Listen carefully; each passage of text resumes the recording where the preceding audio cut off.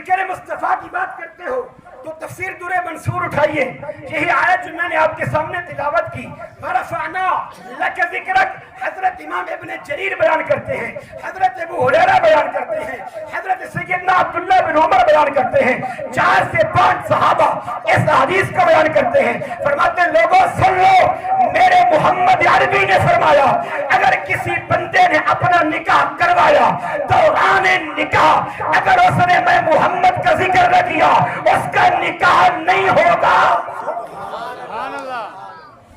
میں نے کہا سنیوں کے نزدیک تو یہ ہے کہ جو بندہ دوران نکاح ذکر محمد نہ کرے وہ نکاح نہیں ہوتا، کیوں کہ وعدہ خدا بندی ہے۔ فرمایا پیارے محبوب ہم نے جب آدم اور حوا کا نکاح کیا تھا تو حق محرم محبوب کا درود رکھا تھا۔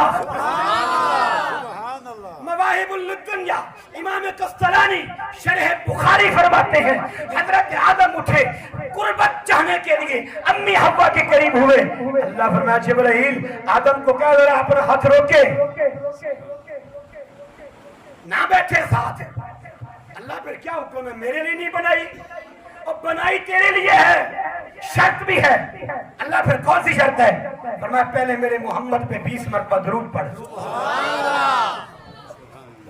یا اللہ کون ہے محمد؟ کون ہے؟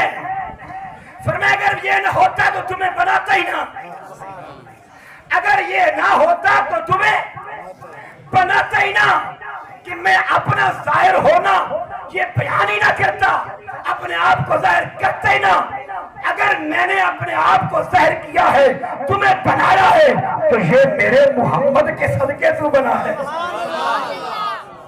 میں نے کہا اگر بات مقام مصطفیٰ کی کرتے ہو تو خدا کی قسم کمال ہے، ہم تو اکثر نکاح کے خطبے میں خطبہ پڑھتے ہوئے محبوب پہ درود نہ پڑھیں، ہم سمجھتے ہیں نکاح قابل نہیں ہوا، کیونکہ جب نبی نے فرما دیا ہے کہ نکاح خطبہ بھی ہو تب بھی ذکر محمد کا ہوگا تو جائز ہوگا، ورنہ جائز نہیں ناجائز ہوگا۔